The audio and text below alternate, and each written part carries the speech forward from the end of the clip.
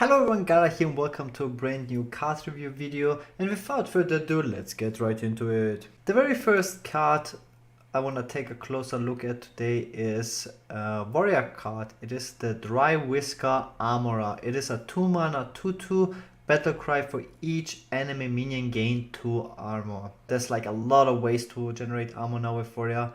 Maybe this is like a new playstyle for warrior. We just try to out armor Arazaku's priest, and just together with Deadman's Hand. I don't know if you will run both, but you will definitely run this card just because it is a nice combination card with Shield Slam, also with the next card which I have to talk about, which is Reckless Fury. It is the new warrior board clear. It is a 3-mana spell. Spend all your armor, deal that much damage to all minions. Finally, warrior gets like a guaranteed board clear. You don't have to rely on a brawl RNG. The drawback is that you have to spend all your armor if you're, let's say, facing Arazaku's priest, for instance, and your only way to clear the board is to use this card, and you have to spend all your armor, and then you're kind of like, open for just dying to the Arazaku's combo. But I'm pretty sure there will be ways to just play around that.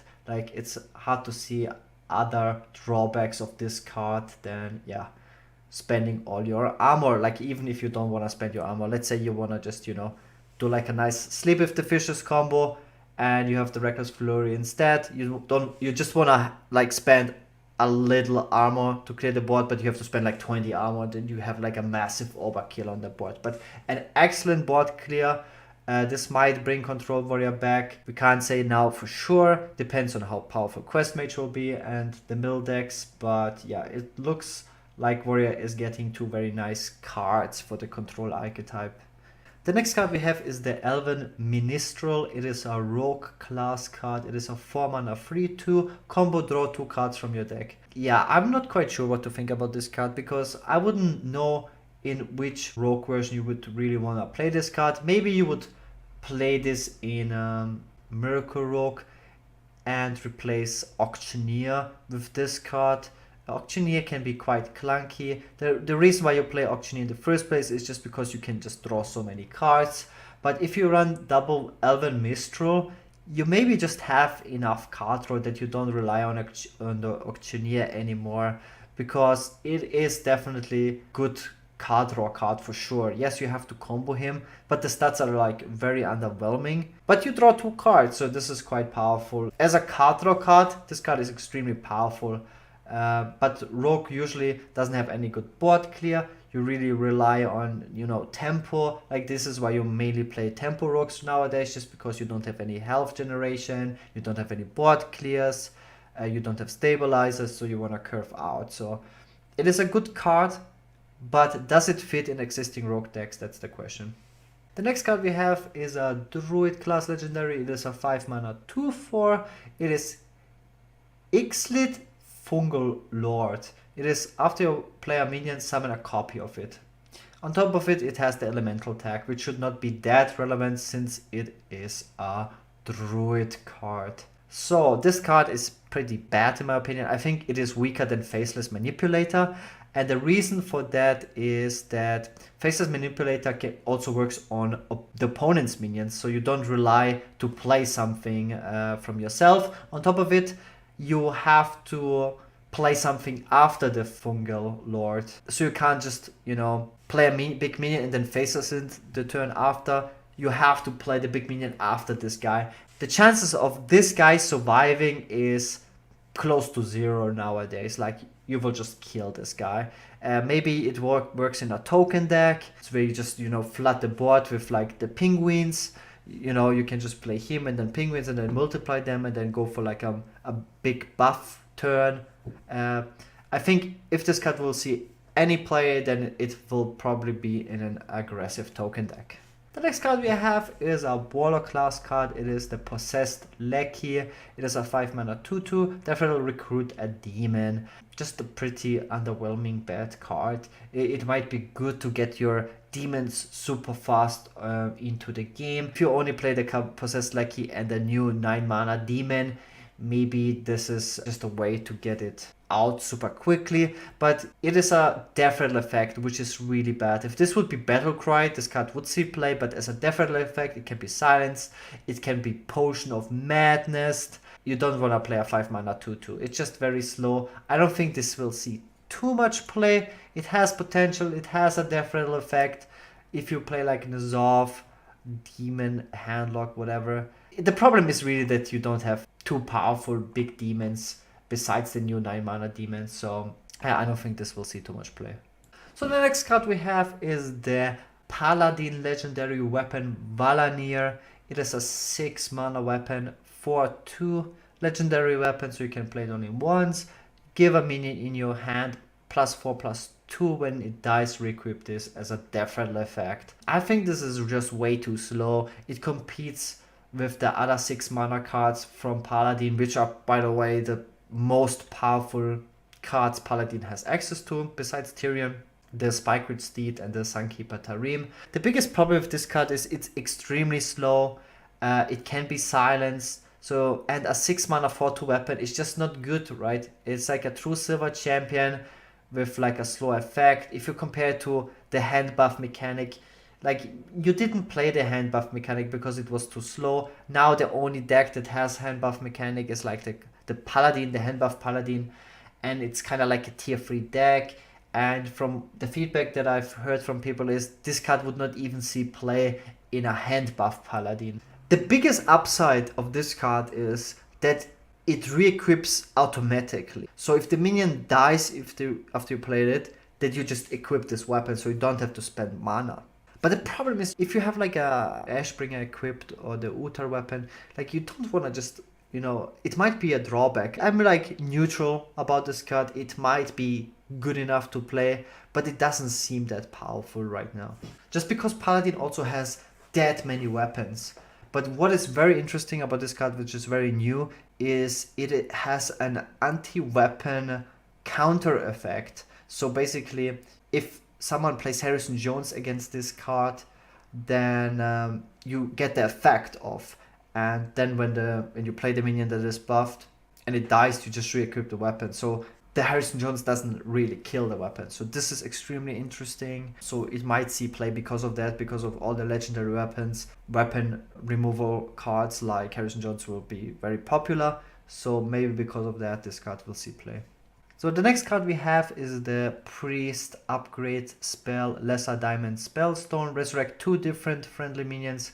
Cast 4 spells to upgrade. So it's very difficult to cast 4 spells to upgrade this guy, but in Big Priest you do play a lot of spells, and in Big Priest every minion that dies is extremely powerful. If you upgrade this spell stone twice, it resurrects 4 minions, and that is game winning. I would say that this card will definitely find play in Big Priest. Yeah, because it's game winning if you resurrect multiple minions in that deck. Maybe as a 1-off, maybe as a 2-off. It seems extremely powerful if you get it off, so a good card for Big Priest. The next card we have is another Priest spell. It is Twilight's Call. Summon 1/1 copies of 2 friendly deferral minions that died this game. A card that is very nice for Quest Priest, maybe Quest Highlander Priest will see more play because of this. Usually you just went away from just playing normal Control Nazov Priest, just because you can play so many different one-offs, so you are probably gonna play a Highlander Quest Priest, maybe playing this card in that deck. The next card we have is a card that a lot of people ask me about my opinion. It is Dragoncaller Alana. It is a 9 mana 3/3 mage legendary battlecry. Summon a 5/5 dragon for each spell you cast this game that costs 5 or more. From my experience, cards like Medivh are powerful, but are extremely slow. And Medivh is way faster than Dragoncaller Alana. Against aggro, you need 1 stabilizer. Usually just an Alexstrasza or Jaina is enough, or a Medivh, just 1 big minion after you have a board clear. And that minion usually has to heal you or have some sort of defensive effect. You just get on the board very strongly. This could be like a new win condition. Could be better than Medivh.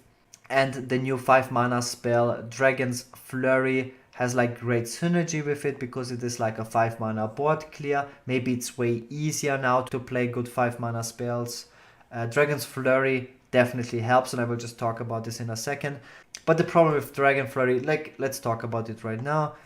Reveal a spell from your deck, deal damage equal to its cost to all minions. And the problem I have with this card is that Mage has a lot of good cheap spells. Primordial Glyph and Frostbolt are like staple card in every single Mage deck, just because they're so powerful and efficient. Even for 3 mana you play Ice Blocks, you play Arcane Intellect, and you really don't want to play these spells if you play Dragon's Flurry. Just because you don't want to have like a 5 mana Volcanic Potion or Consecration, that's really bad. Once you play the Dragon's Fury, you want to have like a 5 damage AoE, so you can only play expensive spells. But the best card from Mage are arguably like the cheap spells. So can you build a Mage with just expensive spells and Dragon's Fury as a board clear and like cheap minions? Maybe.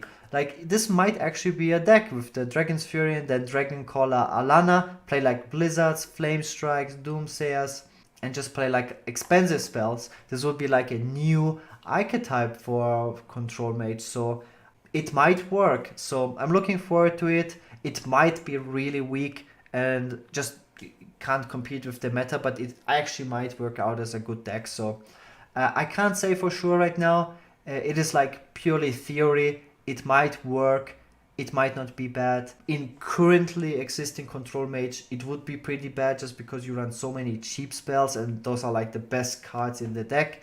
So this is my opinion on it. Might be good. Another obviously great thing about the Alana is that you just get dragons and they're immune to Dragonfire Potion, but at the same time Priest got a new 7 mana board clear, which is just would shuffle all your minions in your deck, which is pretty bad for you. So yeah, we have to wait and see how the meta will play out to give you more details about the power level of these cards.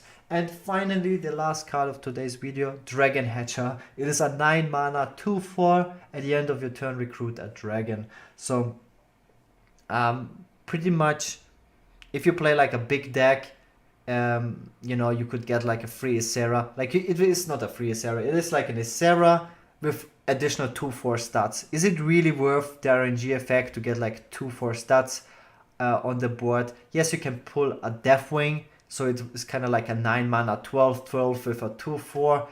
It's just like, I don't think the stats are worth it. In my opinion, this card is just a nerf to evolve.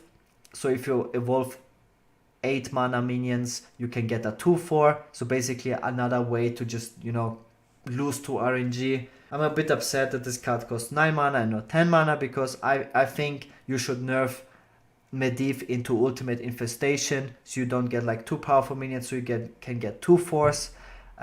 Because this is pretty much what this card is, just a nerf to evolve, and 9 mana is like such a weird spot for such a card because the only class that should be affected by this is Shaman. Yeah, I don't like it, I'm not a fan. So that's it for today's video. Hope you guys enjoyed it as always.